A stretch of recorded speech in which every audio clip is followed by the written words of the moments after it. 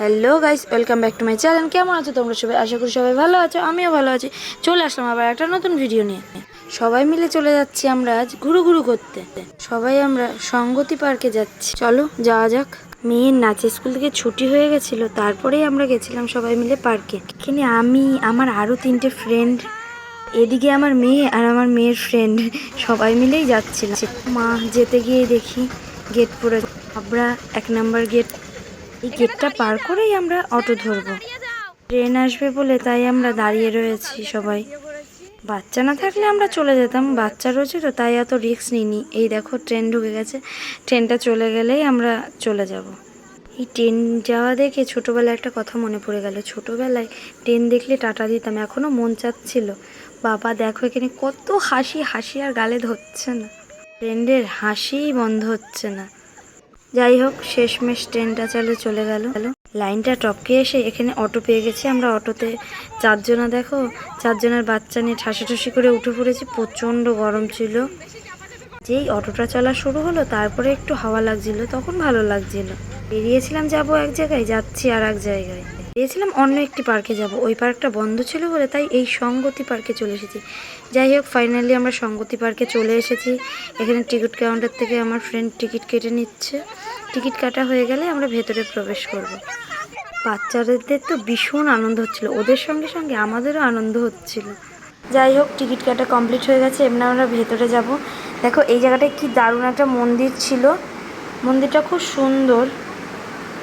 এই যে আমরা পার্কের ভেতরে ঢুকে গেছি, দেখো ঢুকেই ওরা জাম্প দেখেছে, জাম্পে উঠবে সব, লাফালাফি দৌড়াদৌড়ি করছে এই জাম্পে উঠবে বলে। সব জাম্পে, এই দেখো নাকি জিজ্ঞাসা করি টিকিট কত করে, জাম্পিং এ তুলছে আমার ফোন কই, ঠিক আছে এনাকে সবাই টাকা পয়সা যা যা আছে সব দেবে।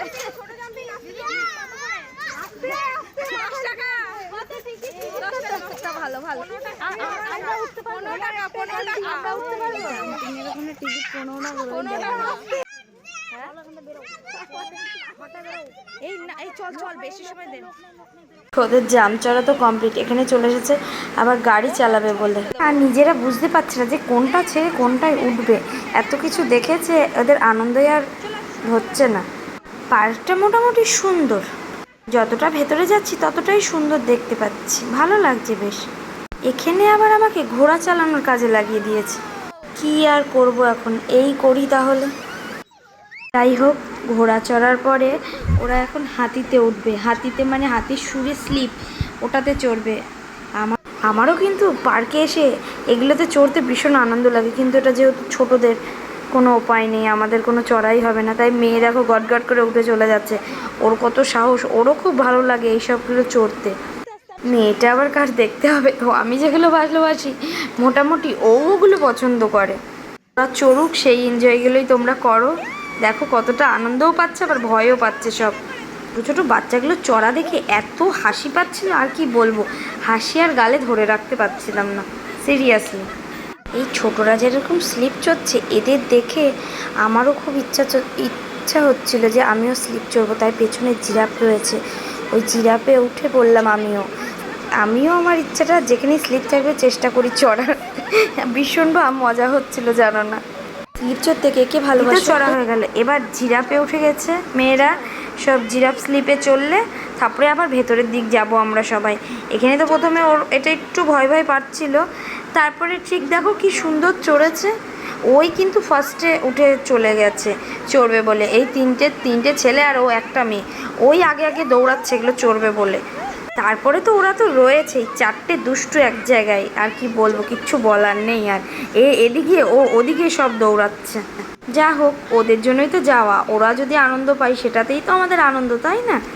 কিছু কিছু জায়গায় খুব সুন্দর, চারিদিকটা বেশ সুন্দরই ছিল, মিকি মাউস আরও অনেক কিছুই ছিল ওই সাইডে। এইখানটা একটা ঘাসের হরিণ ছিল, খুব সুন্দর, ভালো লাগছিলো। আর এই সাইডে টয় ট্রেন ছিল, ওরা দাঁড়িয়েছিল, যেহেতু চাইলেই চড়তে পারতাম কিন্তু চড়িনি, যেহেতু রাত হয়ে যাচ্ছিল এই কারণে। পার্কে যাব আর দোলনা চড়বে না এরা, তাই কখনো হয়? দেখো একটা দোলনায় 4 জনা মিলে ঠিক ম্যানেজ করে বসে নিয়েছে, কিন্তু দেখো এখানে আবার লিখে দিয়েছে শুধুমাত্র শিশুদের জন্য।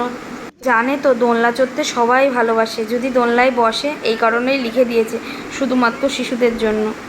যাই হোক, এই চারটে দুষ্টুর দোলনা চড়া কমপ্লিট হয়ে গেলে তারপরে এই ব্রিজটা দিয়ে মানে উঠে গিয়ে ওই সাইডে পাহাড় মতন আছে, ঝর্ণা পড়ছে, দারুণ ভালো লাগছিল। আমরা বেশিটা উঁচুতে উঠিনি, অল্প দূর গিয়েই আমরা চলে এসেছি। পাহাড়ে বসে আমার সোনা একটু পোজ দিয়ে দিয়ে ছবি তুলে নিল। পাহাড়ে ওঠা যায়, অনেক লোকই আছে, আমরা যাইনি পাহাড়ে। এই জলের ধারে একটু বসে জাস্ট একটু পোজ দিয়ে ছবি তুলে নিচ্ছি। জলটায় যখন হাত দিলাম আর ছিটালাম, জলটা দিয়ে ভীষণ আষ্টে গন্ধ বেরোচ্ছিল। একটা তোমাদের টুইস্ট দেখাবো, ওপার থেকে এপারে আমরা কি করে আসলাম।